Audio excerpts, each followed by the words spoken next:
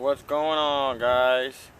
As you can see here, I got me a new Dodge Ram, or should I say Ram 1500, because they're not actually called Dodges anymore. They're just called Ram 1500. I know I said I was going to give me an F450 or F350, but this actually came at a better deal and at a great price. And I'm going to tell you why I make my decision to buying this and not getting me a F450.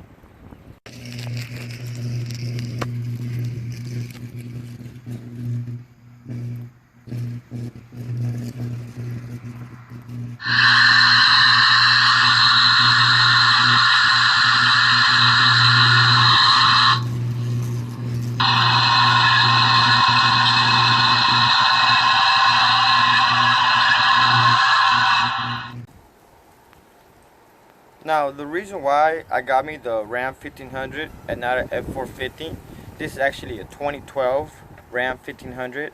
And the reason I chose this truck over everything else is price, basically price. I got this for a very good deal, a darn good deal. Everybody else wanted about 25 grand for the truck. No matter what kind of truck it was, they were trying to sell me an '07 Chevy Avalanche or something like that for like 20 grand, 18 grand. I'm like, oh, 2007, no backup camera, no sunroof, no nothing. And that's something I really wanted. I wanted a sunroof and a backup camera. The backup camera is very essential. The sunroof is not so much, but once you're spending money, you want what you want. This is actually a 2012 Ram 1500, and as most people know, the 2012s, the early Ram 1500s, the engines had a lot of problems with the lifters and also the camshafts and stuff like that. But the dealership actually told me that they already fixed all of that. The only thing wrong with this is that the sprayers for the windshield wipers are not working, but that's nothing that's very major. I can always fix that later on in life.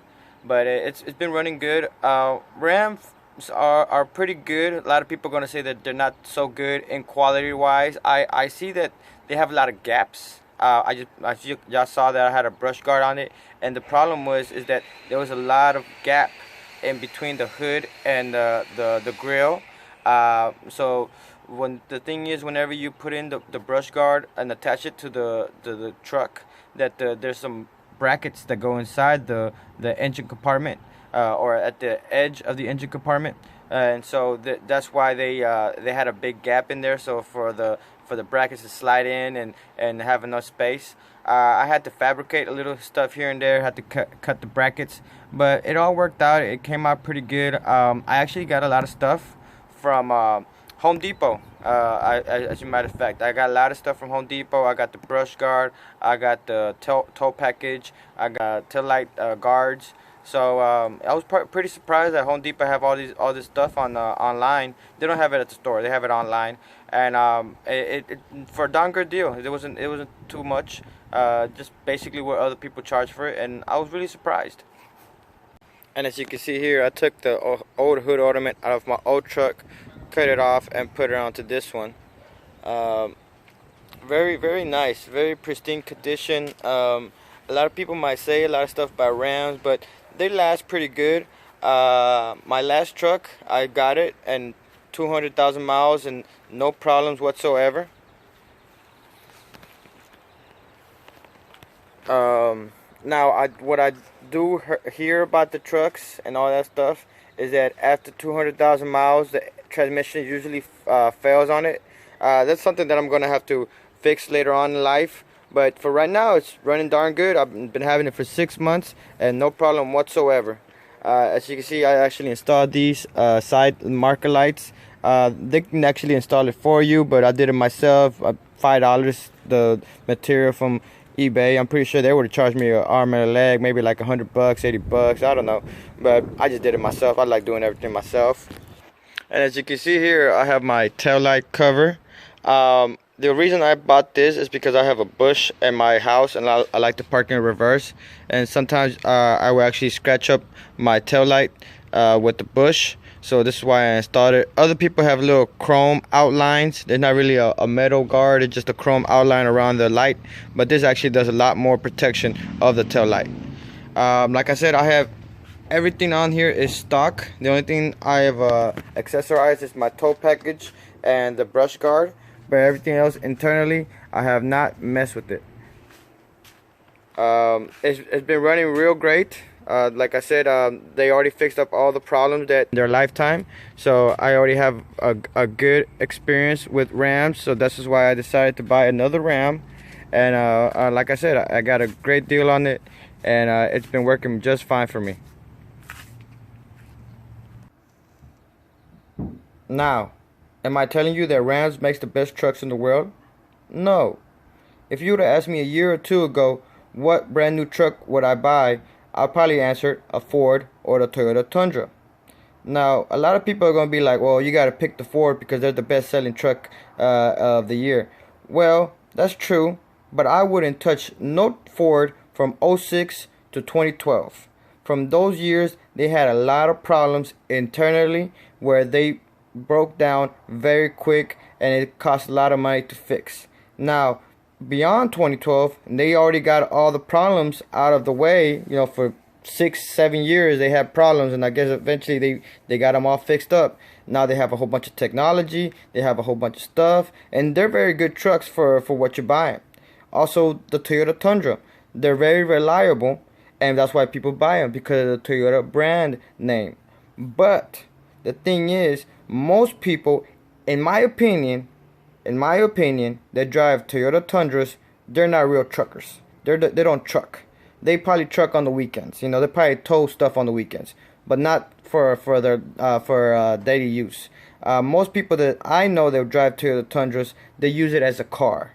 Most people that do serious hauling and work trucks and stuff like that, they use Ram, Fords, or Chevys.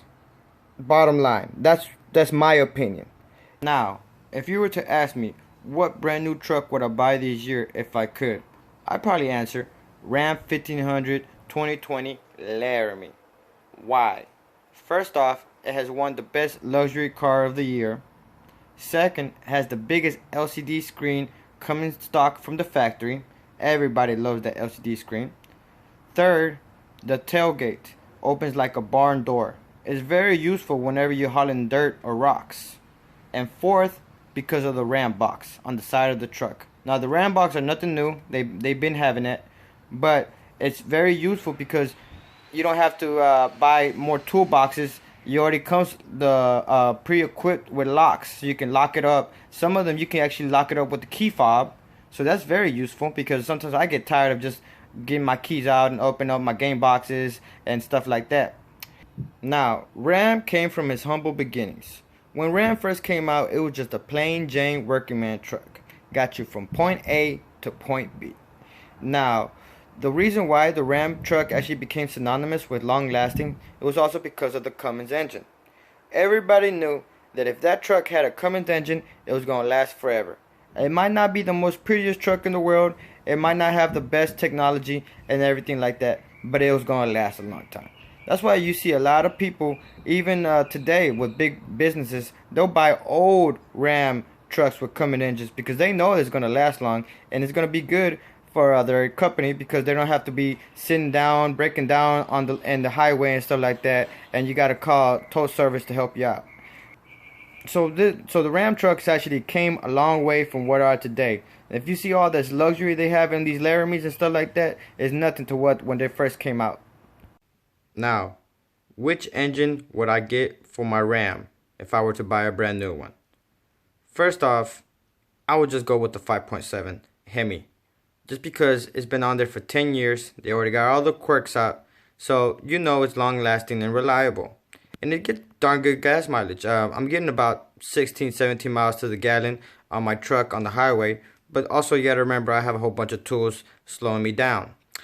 I will go with the Cummins if you need a diesel. The reason I wouldn't pick the Eco Diesel, just because they haven't got all the quirks out. Once they get all the quirks out and all that stuff, hey, I'm gonna go with it.